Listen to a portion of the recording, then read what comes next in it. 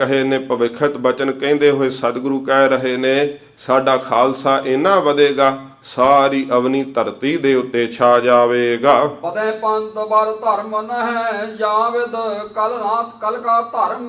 ਪਰ ਕਲਯੁਗ ਦੇ ਅੰਦਰ ਇਹੋ ਜਿਹਾ ਮਹਾਰਾਜ ਕਹਿੰਦੇ ਨੇ ਵਰਤਾਰਾ ਵਰਤੇਗਾ, ਖਾਲਸਾ ਵਧੇਗਾ ਤਾਂ ਬਹੁਤ, ਪਰ ਮਹਾਰਾਜ ਕਹਿੰਦੇ ਧਰਮੀ ਬਹੁਤ ਘੱਟ ਹੋਣਗੇ।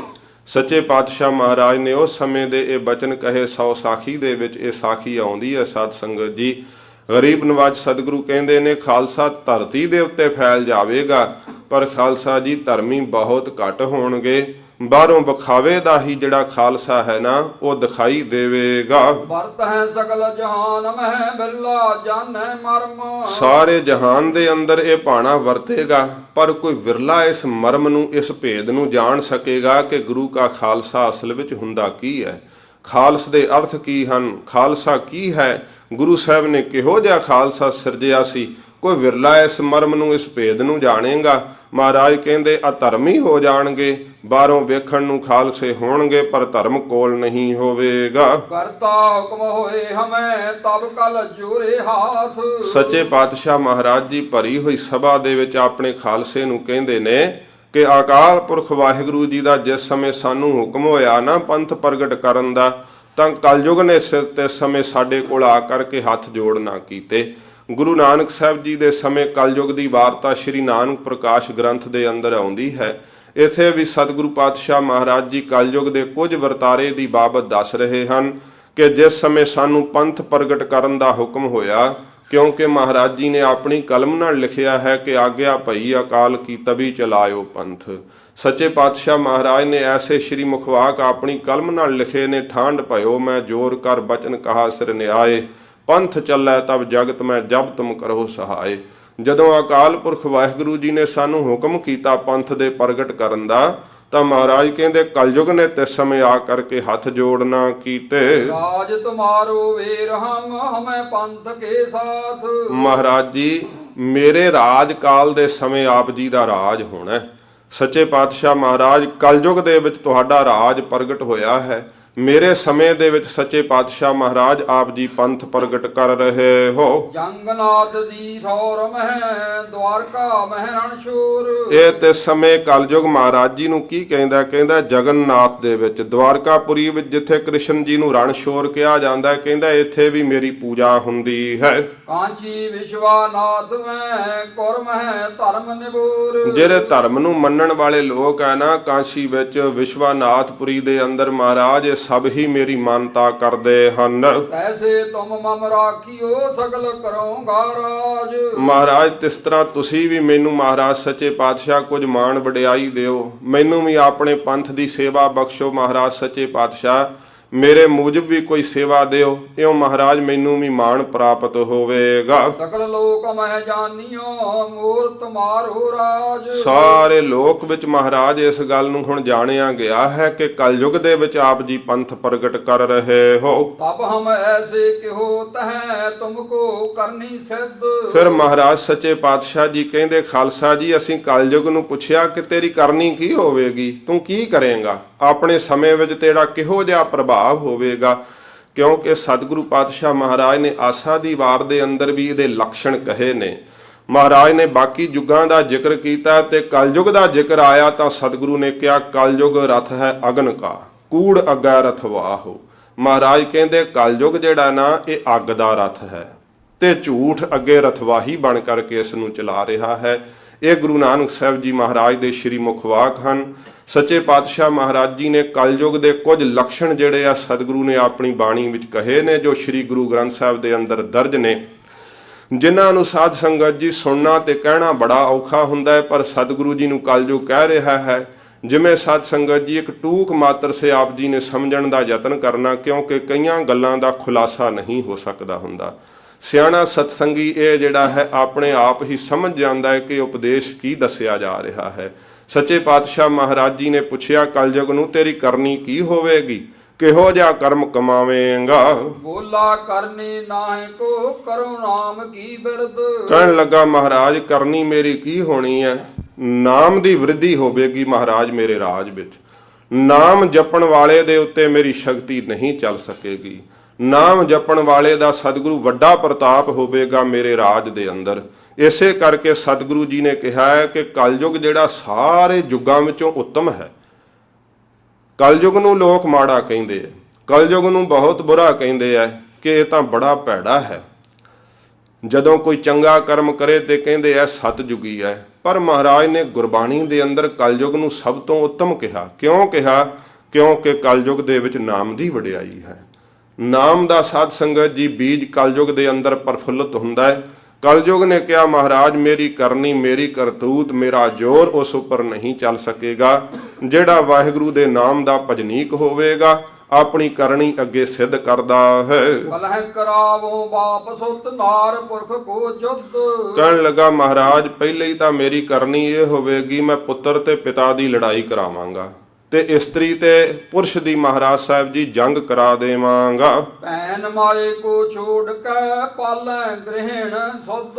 ਆਪਣੀ ਮਾਤਾ ਦਾ, ਆਪਣੀ ਭੈਣ ਦਾ ਸਤਿਕਾਰ ਛੱਡ ਕਰਕੇ ਲੋਕ ਆਪਣੀਆਂ ਇਸਤਰੀਆਂ ਦਾ ਹੀ ਮਾਣ ਸਤਿਕਾਰ ਕਰਨਗੇ। ਤਾਂ ਸਤਿਗੁਰੂ ਪਾਤਸ਼ਾਹ ਮਹਾਰਾਜ ਜੀ ਕਹਿੰਦੇ ਨੇ ਗੁਰਬਾਣੀ ਦੇ ਅੰਦਰ ਕਿ ਜੋਰਾਂ ਦਾ ਪੁੱਛਿਆ ਸੇ ਪੁਰਖ ਕਮਾਵਦੇ ਅਪਵਿੱਧ ਅਮੇਧ ਖਲਾ। ਜਿਹੜੇ ਸਾਧ ਸੰਗਤ ਜੀ ਗੁਰੂ ਕੇ ਉਪਦੇਸ਼ ਨੂੰ ਵੀ ਨਹੀਂ ਮੰਨਦੇ, ਗੁਰੂ ਕੀ ਬਾਣੀ ਦਾ ਉਪਦੇਸ਼ ਲੈ ਕਰਕੇ ਵੀ ਨਹੀਂ ਚੱਲਦੇ, ਇੱਕ ਵਾਸ਼ਨਾ ਦੇ ਅਧੀਨ ਬਸ ਇਸਤਰੀ ਦੇ ਕਹੇ ਲੱਗਦੇ ਆ।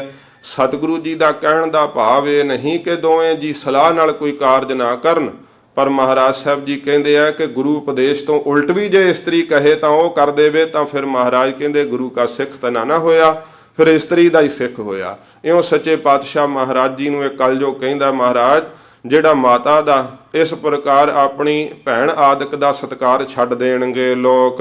ਸੁਤ ਨਾਰੀ ਸਸਰਾ ਭਜੈ ਸਾਸੂ ਭਜੇ ਜਮਾਤ। ਸੱਚੇ ਪਾਤਸ਼ਾਹ ਮਹਾਰਾਜ ਜੀ ਅੱਗੇ ਕਲਯੁਗ ਦੇ ਲੱਛਣ ਪ੍ਰਤੱਖ ਤੌਰ ਤੇ ਕਹਿੰਦੇ ਨੇ। ਸਾਧ ਸੰਗਤ ਜੀ ਗੁਰਬਾਣੀ ਦੇ ਅੰਦਰ ਵੀ ਐਸੀਆਂ ਪੰਕਤੀਆਂ ਆਉਂਦੀਆਂ। ਸਤਿਗੁਰੂ ਨੇ ਕਿਹਾ ਏ ਦੇਖੋ ਲੋਕਾ ਕਲ ਕਾ ਭਾਓ ਸੁਤ ਮੁਕਲਾਈ ਆਪਣੀ ਮਾਓ। ਕਲਯੁਗ ਦੇ ਲੱਛਣ ਹਨ। ਮਹਾਰਾਜ ਸੱਚੇ ਪਾਤਸ਼ਾਹ ਕਹਿੰਦੇ ਨੇ ਸਹੁਰਾ ਆਪਣੀ ਨੂੰਹ ਦੇ ਨਾਲ ਸੰਬੰਧ ਕਾਇਮ ਕਰੇਗਾ। ਇਸ ਪ੍ਰਕਾਰ ਸਤਿਗੁਰੂ ਕਹਿੰਦੇ ਹਨ ਨੂੰਹਾਂ ਦਾ ਐਸਾ ਸੁਭਾਅ ਹੋਵੇਗਾ ਪਤੀ ਨੂੰ ਛੱਡ ਕਰਕੇ ਹੋਰ ਦੇ ਉੱਤੇ ਨਿਗਾਹ ਹੋਵੇਗੀ। ਦਾਸ ਭਜੈ ਭੂਪਤ ਜੁਗਤ ਵਿਪਰਨ ਉਪਜੈ ਸ਼ਾਂਤ। ਵਿਪਰਨ ਬ੍ਰਾਹਮਣ ਜਿਹੜੇ ਸ਼ੂਦਰਾਂ ਵਾਲੇ ਕੰਮ ਕਰਨ ਲੱਗ ਪੈਣਗੇ। ਸੱਚੇ ਪਾਤਸ਼ਾਹ ਮਹਾਰਾਜ ਨੂੰ ਕਲਯੁਗ ਕਹਿੰਦਾ ਮਹਾਰਾਜ ਕਿਸੇ ਨੂੰ ਵੀ ਮਨ ਅੰਦਰ ਸ਼ਾਂਤੀ ਨਹੀਂ ਉਪਜੇਗੀ। ਧਰਮ ਦੇ ਕਰਮ ਕਰਨ ਵਾਲੇ ਵੀ ਬਾਹਰੋਂ ਪਖੰਡ ਕਰਨਗੇ, ਅੰਦਰ ਧਰਮ ਨਹੀਂ ਹੋਵੇਗਾ। ਸ਼ੂਦਰ ਨੇਮ ਦਾ ਜੀਵ ਦੇ ਵਿਪਰਹਿ ਦੇ ਤਦਕਾਰ। ਵੇਦਾਂ ਦਾ ਜਿਹੜਾ ਪਾਠ ਹੈ ਨਾ ਬ੍ਰਾਹਮਣਾਂ ਨੂੰ ਤਰਕਾਰ ਦੇਣਗੇ, ਗਿਆਨੀਆਂ ਨੂੰ ਤਰਕਾਰ ਦੇਣਗੇ ਤੇ ਸ਼ੂਦਰਾਂ ਕੋਲੋਂ ਪਾਪੀਆਂ ਕੋਲੋਂ ਆ ਕਰਕੇ ਮਹਾਰਾਜ ਉਹ ਵੇਦਾਂ ਦੇ ਪਾਠ ਲੋਕ ਸੁਣਿਆ ਕਰਨਗੇ। ਉਪਕਾਰੀ ਸੂਝੇ ਨਹੀਂ ਬਹੁਤੇ ਬੰਧੈ ਵਿਕਾਰ। ਉਪਕਾਰ ਨਹੀਂ ਮੇਰੇ ਸਮੇਂ ਵਿੱਚ ਕਿਸੇ ਨੂੰ ਸੁਝੇਗਾ, ਸਾਰਿਆਂ ਨੂੰ ਵਕਾਰਾਂ ਦੇ ਬੰਨਣ ਵਿੱਚ ਪਾ ਕਰਕੇ ਮਾਰਾਂਗਾ। ਸੱਚੇ ਪਾਤਸ਼ਾਹ ਜੀ ਨੂੰ ਕਲਯੁਗ ਕਹਿੰਦਾ ਮਹਾਰਾਜ ਪਰਉਪਕਾਰ ਨਹੀਂ ਕਿਸੇ ਨੂੰ ਸੁਝਣ ਦਿਆਂਗਾ। ਕਲਯੁਗ ਦੇ ਸਮੇਂ ਵਿੱਚ ਕੌਣ ਪਰਉਪਕਾਰ ਕਰਦਾ? ਇੱਕ ਕਦਮ ਵੀ ਕੋਈ ਪੁੱਟਦਾ ਤੇ ਸੋਚਦਾ ਇਹਦੇ ਵਿੱਚ ਮੈਨੂੰ ਕੀ ਲਾਭ ਹੋਣਾ, ਮੇਰਾ ਫਾਇਦਾ ਕੀ ਹੋਵੇਗਾ ਇਸ ਦੇ ਅੰਦਰ। ਸਤਿਗੁਰੂ ਪਾਤਸ਼ਾਹ ਨੂੰ ਕਲਯੁਗ ਕਹਿੰਦਾ ਮਹਾਰਾਜ ਪਰਉਪਕਾਰ ਨਹੀਂ ਕੋਈ ਕਰ ਸਕੇਗਾ ਮੇਰੇ ਰਾਜ ਕਾਲ ਦੇ ਅੰਦਰ, ਸਾਰਿਆਂ ਨੂੰ ਵਕਾਰਾਂ ਦੇ ਬੰਨਣ ਵਿੱਚ ਬੰਨ ਕੇ ਮਾਰ ਦੇਵਾਂਗਾ। ਪੁੱਤਰ ਜਣੇ ਨਾਰੀ ਭਲੀ ਕੰਨਿਆ ਜਨਨੀ ਦੂਰ। ਫਿਰ ਮਹਾਰਾਜ ਕਹਿੰਦੇ ਨੇ, ਮਹਾਰਾਜ ਨੂੰ ਕਹਿੰਦਾ ਕਲਯੁਗ ਸੱਚੇ ਪਾਤਸ਼ਾਹ ਜੀ ਜਿਹੜੀ ਇਸਤਰੀ ਪੁੱਤਰ ਨੂੰ ਜਨਮ ਦੇਵੇਗੀ ਉਹਨੂੰ ਤਾਂ ਸਤਿਕਾਰ ਦੇਵੇਗਾ ਸਮਾਜ, ਜਿਹੜੀ ਇਸਤਰੀ ਲੜਕੀ ਨੂੰ ਜਨਮ ਦੇਵੇਗੀ ਸਾਰਾ ਸਮਾਜ ਉਹਨੂੰ ਤਰਕਾਰਾਂ ਪਾਇਆ ਕਰੇਗਾ। ਮੇਰੇ ਰਾਜ ਕਾਲ ਦੇ ਸਮੇਂ ਵਿੱਚ ਉਹ ਇਸਤਰੀ ਜੇ ਇਸਤਰੀ ਨੂੰ ਹੀ ਜਨਮ ਦੇ ਰਹੀ ਹੈ ਤਾਂ ਸਾਰੇ ਉਹਨੂੰ ਤਰਕਾਰਾਂ ਪਾਉਣਗੇ। ਪੁੱਤਰ ਨੂੰ ਜਨਮ ਦੇਣ ਵਾਲੀ ਇਸਤਰੀ ਦਾ ਸਤਿਕਾਰ ਕਰਿਆ ਕਰਨਗੇ। ਇਹੋ ਜਿਹਾ ਵਰਤਾਰਾ ਵਰਤਾ ਦੇਵਾਂਗਾ। ਸੋ ਸਮਝਾਵੇ ਬਾਪ ਕੋ ਨੋ ਕਹਿ ਸਾਸੂ ਕੂਰ। ਤਾਂ ਇਸ ਪ੍ਰਕਾਰ ਕਲਯੁਗ ਕਹਿੰਦਾ ਹੈ ਜਿਹੜਾ ਪੁੱਤਰ ਹੈ ਆਪਣੇ ਪਿਤਾ ਨੂੰ ਸਮਝਾਵੇਗਾ, ਮਤ ਆਪਣੇ ਪਿਤਾ ਨੂੰ ਪੁੱਤਰ ਦੇਵੇਗਾ ਤੇ ਨੂੰ ਸੱਸ ਨੂੰ ਸਮਝਾਵੇਗੀ, ਉਮਰ ਦਾ ਤਕਾਜ਼ਾ ਨਹੀਂ ਰਹੇਗਾ। ਜਾਂ ਪਿਤਾ ਨੇ ਇਸ ਪ੍ਰਕਾਰ ਪੁੱਤਰ ਨੂੰ ਜਨਮ ਦਿੱਤਾ ਹੈ ਤਾਂ ਇਹ ਨਹੀਂ ਪੁੱਤਰ ਕਹੇਗਾ ਕਿ ਮੇਰੇ ਤੋਂ ਪਹਿਲਾਂ ਕੋਈ ਪਿਤਾ ਦਾ ਜਨਮ ਹੋਇਆ ਹੈ, ਉਹਦੀ ਉਮਰਾਂ ਦੇ ਕਰਕੇ ਵੀ ਮੇਰੇ ਨਾਲੋਂ ਸਿਆਣਾ ਹੈ। ਕਲਯੁਗ ਕਹਿੰਦਾ ਹੈ ਪੁੱਤਰ ਜਿਹੜਾ ਹੈ ਪਿਤਾ ਨੂੰ ਗਿਆਨ ਦੇਣ ਦਾ ਯਤਨ ਕਰੇਗਾ, ਨੂੰ ਆਪਣੀ ਸੱਸ ਨੂੰ ਗਿਆਨ ਦੇਣ ਦਾ ਯਤਨ ਕਰੇਗੀ। ਸਿੱਖ ਉਪਦੇਸ਼ੈ ਗੁਰੂ ਕੋ ਅੰਨ ਅਪਾਵਨ ਖਾਏ। ਫਿਰ ਮਹਾਰਾਜ ਕਲਯੁਗ ਸਤਿਗੁਰੂ ਜੀ ਨੂੰ ਕਹਿੰਦਾ ਹੈ ਕਿ ਜਿਹੜਾ ਗੁਰੂ ਹੈ ਨਾ ਉਹਨੂੰ ਮਹਾਰਾਜ ਸੱਚੇ ਪਾਤਸ਼ਾਹ ਸਿੱਖ ਉਪਦੇਸ਼ ਦੇਵੇਗਾ। ਗੁਰੂ ਨੇ ਉਪਦੇਸ਼ ਦੇਣਾ ਹੁੰਦਾ ਹੈ। ਪਰ ਕਲਯੁਗ ਦਾ ਕਹਿੰਦਾ ਮਹਾਰਾਜ ਨੂੰ, ਕਹਿੰਦਾ ਐਸਾ ਵਰਤਾਰਾ ਮਹਾਰਾਜ ਵਰਤਾਵਾਂਗਾ ਕਿ ਸਿੱਖ ਜਿਹੜੇ ਆ ਨਾ ਗੁਰੂਆਂ ਨੂੰ ਜਾ ਜਾ ਕੇ ਉਪਦੇਸ਼ ਦੇਣਗੇ। ਤੇ ਮਹਾਰਾਜ ਅੰਨ ਦੇ ਇਸ ਪ੍ਰਕਾਰ ਜਿਹੜੇ ਆ ਪ੍ਰਾਪਤੀ ਦੇ ਹੰਕਾਰ ਵਿੱਚ ਹੀ ਸਾਰੇ ਬੱਝੇ ਰਹਿਣਗੇ। ਭਾਵ ਅੰਨ ਕਿੱਥੋਂ ਪ੍ਰਾਪਤ ਹੋਵੇਗਾ, ਖਾਣ ਨੂੰ ਕਿੱਥੋਂ ਪ੍ਰਾਪਤ ਹੋਵੇਗਾ, ਕਿਸੇ ਕੋਲੋਂ ਮੈਨੂੰ ਕੀ ਮਿਲ ਸਕਦਾ ਹੈ, ਇਸੇ ਹੀ ਸਮਝ ਦੇ ਵਿੱਚ ਬੱਝੇ ਰਹਿਣਗੇ। ਹੋਰ ਕੋਈ ਵੀ ਮਤ ਨਹੀਂ ਉਪਜੇਗੀ। ਨਾਨ ਤਜੈ ਕਾਇਆ ਦੁਖੀ ਖਾਵੈ ਉਹ ਰਚ ਪਾਏ। ਤੇ ਇਹੋ ਜਿਹੇ ਲੱਛਣ ਹੋਣਗੇ, ਕਲਯੁਗ ਕਹਿੰਦਾ ਨਹਾਉਣਾ ਤਿਆਗ ਦੇਣਗੇ। ਤੇ ਫਿਰ ਮਹਾਰਾਜ ਸਾਹਿਬ ਜੀ ਨੂੰ ਕਹਿੰਦਾ ਹੈ ਕਿ ਅਨ ਰੁਚੀ ਤੋਂ ਬਿਨਾਂ ਹੀ ਖਾਣਗੇ ਤੇ ਭੈੜੇ ਖਾਣੇ ਨੂੰ ਖਾਣਗੇ, ਤੇ ਖਾਣਗੇ ਵੀ ਰੱਜ ਰੱਜ ਕਰਕੇ ਖਾਣਗੇ। ਸਤਿਗੁਰੂ ਪਾਤਸ਼ਾਹ ਜੀ ਨੇ ਗੁਰਬਾਣੀ ਦੇ ਅੰਦਰ ਵੀ ਕਿਹਾ, ਪੇਟ ਭਰਿਓ ਪਸ਼ੂਆ ਜਿਉਂ ਸੋਇਓ, ਮਾਨਸ ਜਨਮ ਖੋਇਓ। ਮਨੁੱਖ ਜਨਮ ਜਿਹੜਾ ਹੈ ਨਾਸ ਕਰ ਲਿਆ, ਪਸ਼ੂ ਦੀ ਤਰ੍ਹਾਂ ਰੱਜ ਰੱਜ ਕੇ ਖਾ ਲਿਆ ਤੇ ਫਿਰ ਰੱਜ ਰੱਜ ਕੇ ਸੌਂ ਲਿਆ। ਇਹੋ ਜੀ ਜੀਵ ਦੀ ਹਾਲਤ ਹੋਵੇਗੀ। ਕਲਯੁਗ ਕਹਿੰਦਾ ਮਹਾਰਾਜ ਅਨ ਰੁਚੀ, ਜਿਹਦੇ ਵਿੱਚ ਰੁਚੀ ਨਾਮ ਹੀ ਹੋਵੇਗੀ, ਫਿਰ ਵੀ ਉਹਨੂੰ ਖਾ ਲੈਣਗੇ ਪਦਾਰਥ ਨੂੰ, ਤੇ ਖਾਣਗੇ ਵੀ ਰੱਜ ਰੱਜ ਕਰਕੇ। ਜਦੋਂ ਰੱਜ ਕੇ ਖਾਧਾ ਹੋਇਆ ਭੋਜਨ ਸਾਧ ਸੰਗਤ ਜੀ ਅੰਦਰ ਜਾ ਕਰਕੇ ਫਾਇਦੇ ਦੀ ਥਾਂ ਤੇ ਉਹ ਨੁਕਸਾਨ ਕਰਦਾ ਹੈ। ਤੇ ਸੁੱਤਿਆ ਹੋਇਆ ਕਲਯੁਗ ਕਹਿੰਦਾ ਕੋਈ ਵੀ ਅੰਮ੍ਰਿਤ ਵੇਲੇ ਨਹੀਂ ਜਾਗ ਸਕੇਗਾ। ਪ੍ਰੀਤ ਥੋਰ ਖੁਸ਼ ਮਤ ਬਚਨ ਉਦਰ ਭਰਨ ਕੇ ਕਾਜ। ਪ੍ਰੀਤੀ ਥੋੜੀ ਹੋਵੇਗੀ, ਖੁਸ਼ਾਮਦ ਵੱਧ ਹੋਵੇਗੀ। ਪੇਟ ਭਰਨ ਦੇ ਹੀ ਕੰਮ ਸਾਰੇ ਕਰਨਗੇ ਕਿ ਮੇਰਾ ਪੇਟ ਕਿਵੇਂ ਭਰ ਸਕਦਾ ਹੈ। ਪ੍ਰੀਤੀ ਗੁਰੂ ਨਾਲ ਵੀ ਨਹੀਂ ਹੋਵੇਗੀ, ਖੁਸ਼ਾਮਦ ਕਰਨਗੇ ਤੇ ਸਮਰੱਥ ਸਤਿਗੁਰੂ ਦਾ ਦਰ ਛੱਡ ਕਰਕੇ ਬੰਦਿਆਂ ਦੀ ਖੁਸ਼ਾਮਦ ਕਰਨਗੇ, ਉਹਨਾਂ ਦੀ ਚਮਚਾਗਿਰੀ ਕਰਨਗੇ। ਕਲਯੁਗ ਦੇ ਵਿੱਚ ਐਸਾ ਵਰਤਾਰਾ ਵਰਤੇਗਾ। ਆਪਣਾ ਪੇਟ ਭਰਨ ਦੇ ਤਾਈਂ ਜਿਨ੍ਹਾਂ ਨੇ ਗਿਆਨ ਦੀ ਗੱਲ ਕਹਿ ਕਰਕੇ ਸਮਝਾਉਣਾ ਸੀ, ਉਪਦੇਸ਼ ਦੇਣਾ ਸੀ, ਉਹਨਾਂ ਧਰਮੀ ਲੋਕਾਂ ਦੀ ਵੀ ਇਹੋ ਜੀ ਹਾਲਤ ਮਹਾਰਾਜ ਮੇਰੇ ਸਮੇਂ ਵਿੱਚ ਹੋ ਜਾਵੇਗੀ। ਚਾਹੀਦਾ ਸੀ ਕਿ ਉਹ ਧਰਮ ਦਾ ਉਪਦੇਸ਼ ਦਿੰਦੇ ਤੇ ਸੰਸਾਰ ਦਾ ਭਲਾ ਹੁੰਦਾ, ਪਰ ਮਹਾਰਾਜ ਉਹ ਵੀ ਪਖੰਡੀ ਹੋ ਜਾਣਗੇ, ਚਮਚਾਗਿਰੀ ਕਰਨਗੇ, ਖੁਸ਼ਾਮਦ ਕਰਨਗੇ ਪੂਰਨ ਗੁਰੂ ਨੂੰ ਛੱਡ ਕਰਕੇ। ਨਾਰੀ ਮਿਲਣਾ ਭੋਗ ਕਬ ਗ੍ਰਹਿ ਗ੍ਰਹਿ ਜਜੀਏ ਸਾਜ। ਫਿਰ ਸਤਿਗੁਰੂ ਜੀ ਨੂੰ ਕਲਯੁਗ ਕਹਿੰਦਾ ਮਹਾਰਾਜ ਮਨੁੱਖਾਂ ਦੀ ਮੱਤ ਇਹੋ ਜੀ ਮਾਰੀ ਜਾਵੇਗੀ, ਜਿਵੇਂ ਸਤਿਗੁਰੂ ਜੀ ਨੂੰ ਭਾਈ ਮਰਦਾਨਾ ਜੀ ਨੇ ਪੁੱਛਿਆ ਸੀ, ਮਹਾਰਾਜ ਨਾਮ ਕਿਉਂ ਨਹੀਂ ਵਸਦਾ ਇਹਨਾਂ ਜੀਵਾਂ ਦੇ ਅੰਦਰ, ਨਾਮ ਦੀ ਐਡੀ ਵੱਡੀ ਮਹਿਮਾ ਮਹਾਰਾਜ ਕਿਉਂ ਨਹੀਂ ਨਾਮ ਜਪਦੇ। ਤਾਂ ਧੰਨ ਗੁਰੂ ਨਾਨਕ ਸਾਹਿਬ ਜੀ ਨੇ ਕਿਹਾ ਸੀ, ਮਰਦਾਨਾ ਪਹਿਲਾ ਕਲ ਕਲਵਾਲੀ ਕਾਮ ਮਦ ਮਨੁਆ ਪੀਵਨ ਹਾਰ, ਕ੍ਰੋਧ ਕਟੋਰੀ ਪੀ ਪੀ ਭਰੀ ਪੀ ਲਾਵਾ ਅਹੰਕਾਰ। ਇਹ ਸਤਿਗੁਰੂ ਨੇ ਸ਼੍ਰੀ ਮੁਖ ਵਾਕ ਕਹੇ। ਮਹਾਰਾਜ ਗੁਰੂ ਗੋਬਿੰਦ ਸਿੰਘ ਸਾਹਿਬ ਜੀ ਨੂੰ ਕਲਯੁਗ ਕਹਿੰਦਾ ਏ, ਸੱਚੇ ਪਾਤਸ਼ਾਹ ਜਿਹੜੇ ਮਰਦ ਹੋਣਗੇ ਨਾ, ਇਹ ਇਸਤਰੀ ਦੇ ਵਕਾਰਾਂ ਵਾਲੀਆਂ ਹੀ ਗੱਲਾਂ ਰਾਤ ਦਿਨ ਕਰਦੇ ਰਹਿਣਗੇ। ਵਕਾਰਾਂ ਦੀਆਂ ਹੀ ਮਹਾਰਾਜ ਇਹਨਾਂ ਦੇ ਅੰਦਰ ਵਾਸ਼ਨਾਵਾਂ ਸਦਾ ਹੀ ਮੈਂ ਚਲਾਵਾਂਗਾ। ਕੋਈ ਵੀ ਇਹਨਾਂ ਨੂੰ ਹੋਰ ਜਿਹੜੀ ਆ ਸੁੱਧ ਨਹੀਂ ਰਹਿਣ ਦੇਵਾਂਗਾ। ਰਾਤ ਦਿਨ ਹੀ ਇਸਤਰੀ ਦੇ ਮਿਲਾਪ ਦੇ ਸੰਕਲਪ ਇਹਨਾਂ ਦੇ ਮਨ ਦੇ ਅੰਦਰ ਫੁਰਦੇ ਰਹਿਣਗੇ। ਵੇਦ ਵੇਚਦੇ ਵੇਦ ਧਰ ਭੂਮ ਵੇਚਤੇ ਛਤਰ। ਛਤਰੀ ਆਦਿਕ ਧਰਤੀ ਵੇਚਣ ਲੱਗ ਪੈਣਗੇ। ਜਿਨ੍ਹਾਂ ਵੇਦਾਂ ਦਾ ਉਪਦੇਸ਼ ਪੜ ਪੜ ਕੇ ਬ੍ਰਾਹਮਣ ਸੁਣਾਉਂਦੇ ਨੇ, ਵੇਦਾਂ ਨੂੰ ਵੇਚ ਵੇਚ ਕਰਕੇ ਹੀ ਤੇ ਸਮੇਂ ਰੋਟੀ ਖਾਣ ਲੱਗ ਜਾਣਗੇ। ਆਪਣੀਆਂ ਧਾਰਮਿਕ ਪੁਸਤਕਾਂ ਨੂੰ ਹੀ ਵੇਚਣ ਲੱਗ ਜਾਣਗੇ। ਇਹੋ ਜਿਹੇ ਪਾਪ ਹੋਣਗੇ। ਸਾਧ ਸੰਗਤ ਜੀ, ਇਹੋ ਜਿਹੇ ਪਾਪ ਇਸ ਕਲਯੁਗ ਦੇ ਵਿੱਚ ਵਰਤ ਰਹੇ ਆ। ਅਖਬਾਰਾਂ ਭਰੀਆਂ ਆਉਂਦੀਆਂ, ਅੱਖਾਂ ਨਾਲ ਵੇਖਦੇ ਹਾਂ, ਕੰਨਾਂ ਨਾਲ ਸੁਣਦੇ ਹਾਂ। ਧੰਨ ਸਾਹਿਬ ਸ੍ਰੀ ਗੁਰੂ ਗ੍ਰੰਥ ਸਾਹਿਬ ਸੱਚੇ ਪਾਤਸ਼ਾਹ ਮਹਾਰਾਜ ਸਾਡੇ ਇਸ਼ਟ ਨੇ। ਗੁਰੂ ਗ੍ਰੰਥ ਸਾਹਿਬ ਮਹਾਰਾਜ ਜੀ ਤੋਂ ਵੱਧ ਕੇ ਤਾਂ ਸਿੱਖ ਵਾਸਤੇ ਕੋਈ ਚੀਜ਼ ਨਹੀਂ ਨਾ ਹੋ ਸਕਦੀ। ਸਤਿਗੁਰੂ ਸ੍ਰੀ ਗੁਰੂ ਗ੍ਰੰਥ ਸਾਹਿਬ ਮਹਾਰਾਜ ਦੇ ਸਰੂਪ ਦੇ ਵਿੱਚ ਡਰੱਗਾਂ ਪਾ ਪਾ ਕਰਕੇ ਸਮਗਲਿੰਗ ਕਰਦੇ ਆ। ਗੁਰੂ ਗ੍ਰੰਥ ਸਾਹਿਬ ਮਹਾਰਾਜ ਦੇ ਸਰੂਪ ਥੱਲੇ ਸ਼ਰਾਬ ਲਿਆ ਕਰਕੇ ਸਮਗਲਿੰਗ ਕਰਦੇ ਆ। ਦਿਨ ਆਏ ਅਖਬਾਰਾਂ ਵਿੱਚ ਇਹੋ ਜੀਆਂ ਖਬਰਾਂ ਆਉਂਦੀਆਂ। ਵੈਨਕੂਵਰ ਦੇ ਬਾਰਡਰ ਦੇ ਉੱਤੇ ਸਾਧ ਸੰਗਤ ਜੀ ਸਿੱਖੀ ਸਰੂਪ ਵੇਖ ਕੇ ਕਦੇ ਕੋਈ ਵੀ ਚੈਕਿੰਗ ਨਹੀਂ ਸੀ ਕਰਦਾ। ਸਰੂਪ ਵੇਖ ਕਰਕੇ ਹੀ ਲੰਘਾ ਦਿੰਦੇ ਸੀ, ਕਿਉਂਕਿ ਉਹਨਾਂ ਨੂੰ ਸਿੱਖ ਧਰਮ ਦੀ ਬਾਬਤ ਥੋੜਾ ਪਤਾ ਸੀ, ਗਿਆਨ ਸੀ। ਪਰ ਜਦੋਂ ਸਿੱਖਾਂ ਨੇ ਇਹੋ ਜਿਹੇ ਕੰਮ ਆਰੰਭੇ ਕਿ ਸੋਹਣਾ ਦਾੜਾ ਬਾਹਰ ਪ੍ਰਕਾਸ਼ ਹੈ, ਉਤੋਂ ਕਿਰਪਾਨ ਵੀ ਧਾਰਨ ਕੀਤੀ ਹੋਈ ਹੈ, ਪਰ ਟਰੱਕ ਦੇ ਵਿੱਚ ਤਾਂ ਡਰੱਗ ਆਦਿਕ ਪਾਈ ਹੋਈ ਹੈ, ਸਮਗਲਿੰਗ ਕਰਨ ਦਾ ਨਸ਼ਾ ਆਦਿਕ ਦੇ ਸਮਾਨ ਲੱਦੇ ਹੋਏ ਹੈ, ਤੇ ਗੁਰੂ ਗ੍ਰੰਥ ਸਾਹਿਬ ਮਹਾਰਾਜ ਦੇ ਸਰੂਪ ਵਿੱਚ ਸਮਗਲਿੰਗ ਕਰਦੇ ਇਸ ਬਾਰਡਰ ਦੇ ਉੱਤੇ ਵੀ ਸਿੱਖ ਫੜੇ ਗਏ ਸਨ। ਇਹੋ ਜੀ ਹਾਲਤ ਹੈ। ਕਲਯੁਗ ਕਹਿੰਦਾ ਮਹਾਰਾਜ ਇਹੋ ਜਿਹਾ ਵਰਤਾਰਾ ਵਰਤਾ ਦਿਆਂਗਾ, ਧਰਮ ਦਾ ਨਾਮ ਨਹੀਂ ਕਿਤੇ ਛੱਡਾਂਗਾ। ਕੋਈ ਵੀ ਮਹਾਰਾਜ ਸੱਚੇ ਪਾਤਸ਼ਾਹ ਧਰਮੀ ਨਹੀਂ ਰਹੇਗਾ। ਧਾਰਮਿਕ ਲੋਕ ਵੀ ਜਿਹੜੇ ਆ ਨਾ, ਉਹ ਬਾਹਰੋਂ ਧਾਰਮਿਕ ਦਿਸਣਗੇ, ਅੰਦਰ ਉਹਨਾਂ ਦੇ ਧਰਮ ਨਹੀਂ ਮੈਂ ਰਹਿਣ ਦਿਆਂਗਾ। ਧਾਰਮਿਕ ਪੁਸਤਕਾਂ ਨੂੰ ਵੇਚ-ਵੇਚ ਕੇ ਆਪਣਾ ਗੁਜ਼ਾਰਾ ਕਰਨਗੇ। ਘਰ ਵੇਚੇ ਬਣੀਏ ਬਹੁਤ ਸ਼ੂਦਰ ਵੇਚ ਤੇ ਪੁੱਤਰ। ਸ਼ੂਦਰ ਆਦਿਕ ਆਪਣੀ ਔਲਾਦ ਨੂੰ ਹੀ ਵੇਚ ਦੇਣਗੇ, ਬਾਣੀਏ ਘਰਾਂ ਨੂੰ ਵੇਚ-ਵੇਚ ਕਰਕੇ ਤੇ ਸਮੇਂ ਰੁਲਣਗੇ। ਇਹੋ ਜਿਹਾ ਸਮਾਂ ਹੋਵੇਗਾ। ਭੁੱਖੇ ਮਰਤੇ ਕਾਮ ਬਿਨ ਭਗਵਾ ਕਰਕੇ ਭੇਖ। ਕੰਮ ਨਹੀਂ ਕਰਨਗੇ ਤੇ ਕੰਮ ਤੋਂ ਬਿਨਾ ਭੁੱਖੇ ਮਰਨਗੇ, ਤੇ ਜਦੋਂ ਭੁੱਖੇ ਮਰਨਗੇ ਫਿਰ ਭਗਵਾਨ ਵੇਸ ਬਣਾ ਕੇ ਸੰਤ ਬਣ ਜਾਣਗੇ, ਸਾਧ ਬਣ ਜਾਣਗੇ। ਅਸੀਂ ਤਾਂ ਸੰਤ ਹੁੰਨੇ ਆ।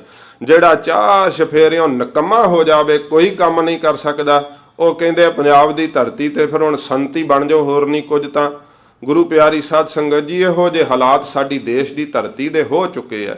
ਜਿਹੜਾ ਚਾਰ ਸ਼ਫੇਰਿਓਂ ਨਿਕੰਮਾ ਹੋਵੇ, ਕੋਈ ਆਪਣੀ ਖੇਤੀਬਾੜੀ ਨਹੀਂ ਕਰ ਸਕਿਆ, ਕੋਈ ਕੰਮਕਾਰ ਨਹੀਂ ਕਰ ਸਕਿਆ, ਤਾਂ ਘਰ ਵਾਲੇ ਉਹਨੂੰ ਕਹਿੰਦੇ ਆ ਜਾ ਤੂੰ ਹੁਣ ਪਾਠ ਹੀ ਕਰਨ ਲੱਗ ਜਾ, ਫਿਰ ਹੋਰ ਨਹੀਂ ਕੁਝ ਕਰ ਸਕਦਾ। ਤਾਂ ਇਹੋ ਜਿਹੇ ਹਾਲਾਤ ਨੇ।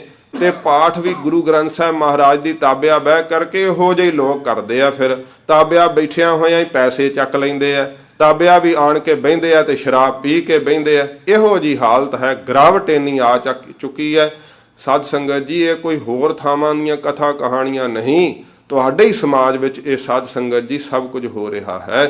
ਤੇ ਕਲਯੁਗ ਕਹਿੰਦਾ ਮਹਾਰਾਜ ਐਸਾ ਵਰਤਾਰਾ ਵਰਤਾ ਦਿਆਂਗਾ, ਬਾਹਰੋਂ ਵੇਖਣ ਨੂੰ ਤਾਂ ਧਰਮੀ ਲੱਗਣਗੇ, ਪਰ ਧਰਮ ਉਹਨਾਂ ਦੇ ਅੰਦਰ ਨਹੀਂ ਹੋਵੇਗਾ। ਜਟਾਂ ਬੰਦ ਕਰਤੇ ਸੁਰਸ ਮਿਰਗਸ਼ਾਲਾ ਪਰ ਵੇਖ। ਬਾਹਰੋਂ ਤਾਂ ਜਟਾਵਾਂ ਬਣਾਈਆਂ ਹੋਣਗੀਆਂ ਤੇ ਮਿਰਗਸ਼ਾਲਾ ਵੀ ਵਿਛਾਈ ਹੋਵੇਗੀ, ਵਿਸ਼ੇਸ਼ ਕਰਕੇ ਕਿ ਬੜਾ ਤਪਸਵੀ ਹੈ, ਪਰ ਮਹਾਰਾਜ ਬਿਰਤੀ ਨਹੀਂ ਮੈਂ ਕਿਸੇ ਦੀ ਲੱਗਣ ਦਿਆਂਗਾ, ਧਿਆਨ ਨਹੀਂ ਮੈਂ ਕਿਸੇ ਦਾ ਟਿਕਣ ਦੇਵਾਂਗਾ। ਲੋਕਨ ਕੋ ਐਸੇ ਕਹੇ ਸੰਤ ਸੰਗ ਹੋਵੇ ਭਾਗ। ਤੇ ਲੋਕਾਂ ਨੂੰ ਤੇ ਇਉਂ ਕਹਿਣਗੇ, ਉਪਦੇਸ਼ ਦੇਣਗੇ ਕਿ ਭਾਗਾਂ ਨਾਲ ਸੰਗਤ ਪ੍ਰਾਪਤ ਹੁੰਦੀ ਹੈ, ਸੰਗਤ ਕਰਨੀ ਚਾਹੀਦੀ ਹੈ। ਬਿਨ ਭਾਗਾਂ ਸਤ ਸੰਗ ਨਾ ਲੱਭੈ, ਬਿਨ ਸੰਗਤ ਮੈਲ ਭਰੀਜੇ ਜੀਓ। ਇਉਂ ਲੋਕਾਂ ਨੂੰ ਕਹਿ ਕਹਿ ਕੇ ਤਾਂ ਸੰਗਤ ਕਰਨ ਦਾ ਉਪਦੇਸ਼ ਦੇਣਗੇ, ਪਰ ਆਪਣੀ ਹਾਲਤ ਕੀ ਹੋਵੇਗੀ ਕਲਯੁਗ ਦੱਸਦਾ ਹੈ। ਆਪ ਨਰਕ ਅਵਰਨ ਨਰਕ ਕਰਨੀ ਬਨੋ ਨ ਲਾਗ। ਮਹਾਰਾਜ ਸ਼ੁਭ ਕਰਨੀ ਉਹਨਾਂ ਦੇ ਨੇੜੇ ਨਹੀਂ ਆਉਣ ਦਿਆਂਗਾ। ਆਪ ਨਰਕਾਂ ਦੇ ਗਾਮੀ ਹੋਣਗੇ ਤੇ ਹੋਰਨਾਂ ਨੂੰ ਨਰਕਾਂ ਵਿੱਚ ਪਾਉਣ ਦਾ ਕਾਰਨ ਬਣਨਗੇ। ਲੋਕਨ ਕੋ ਬਚਨ ਕਰੈ ਕਥਾ ਗਿਆਨ ਕੀ ਬਾਤ। ਲੋਕਾਂ ਦੇ ਤਾਂ ਹੀ ਤਾਂ ਬਚਨ ਕਰਨਗੇ ਤੇ ਗਿਆਨ ਦੀਆਂ ਗੱਲਾਂ ਕਹਿ ਕਹਿ ਕੇ ਦੱਸਣਗੇ। ਜਿਹੜਾ ਸਾਧ ਸੰਗਤ ਜੀ ਬਿਨਾਂ ਹੀ ਕਿਸੇ ਦੇ ਪੁੱਛੇ ਤੋਂ ਗਿਆਨ ਦੀ ਗੱਲ ਦੱਸੀ ਜਾਵੇ, ਉਹਦੇ ਆਪਣੇ ਅੰਦਰ ਹੀ ਗਿਆਨ ਨਹੀਂ ਹੁੰਦਾ, ਉਹ ਤਾਂ ਆਪਣਾ ਫੋਕਾ ਹੀ ਗਿਆਨ ਝਾੜ ਰਿਹਾ ਹੁੰਦਾ ਹੈ। ਸਤਿਗੁਰੂ ਜੀ ਨੂੰ ਕਲਯੁਗ ਕਹਿੰਦਾ ਮਹਾਰਾਜ ਆਪ ਤਾਂ ਉਹਨਾਂ ਦੇ ਕੋਲ ਕੁਝ ਵੀ ਨਹੀਂ ਹੋਵੇਗਾ, ਪਰ ਲੋਕਾਂ ਨੂੰ ਗਿਆਨ ਦੀਆਂ ਗੱਲਾਂ ਕਹਿ ਕਹਿ ਕਰਕੇ ਦੱਸਣਗੇ। ਜੇ ਸਾਧ ਸੰਗਤ ਜੀ ਕਿਸੇ ਨੂੰ ਕੋਈ ਛੋਟੀ ਜੀ ਬਿਮਾਰੀ ਹੋ ਜਾਵੇ ਨਾ, ਤੇ ਆਂਢ ਗੁਆਂਢ ਚੋਂ ਵੀ ਆ ਕਰਕੇ ਸਾਰੇ ਹੀ ਇਲਾਜ ਦੱਸ ਦਿੰਦੇ ਆ। ਕੋਈ ਕਹਿੰਦਾ ਤੂੰ ਕੁਝ ਖਾ ਲੈ, ਕੋਈ ਕਹਿੰਦਾ ਤੂੰ ਕੁਝ ਖਾ ਲੈ, ਮੁਫਤ ਦੇ ਵਿੱਚ ਹੀ ਸਲਾਹਾਂ ਦੇਈ ਜਾਂਦੇ। ਆਪ ਭਾਵੇਂ ਕੁਝ ਵੀ ਕਮਾ ਕੇ ਨਾ ਵੇਖਿਆ ਹੋਵੇ, ਨਾ ਕਿਸੇ ਡਾਕਟਰ ਦੀ ਡਿਗਰੀ ਆ ਕੋਲ, ਨਾ ਕੋਈ ਹੋਮੋਪੈਥਿਕ ਦੀ ਡਿਗਰੀ ਕੀਤੀ ਆ, ਨਾ ਵੈਦਿਕ ਦਾ ਕੋਈ ਅਭਿਆਸ ਕੀਤਾ, ਪਰ ਫਰੀ ਵਿੱਚ ਹੀ ਸਲਾਹਾਂ ਦਿੰਦੇ ਆ।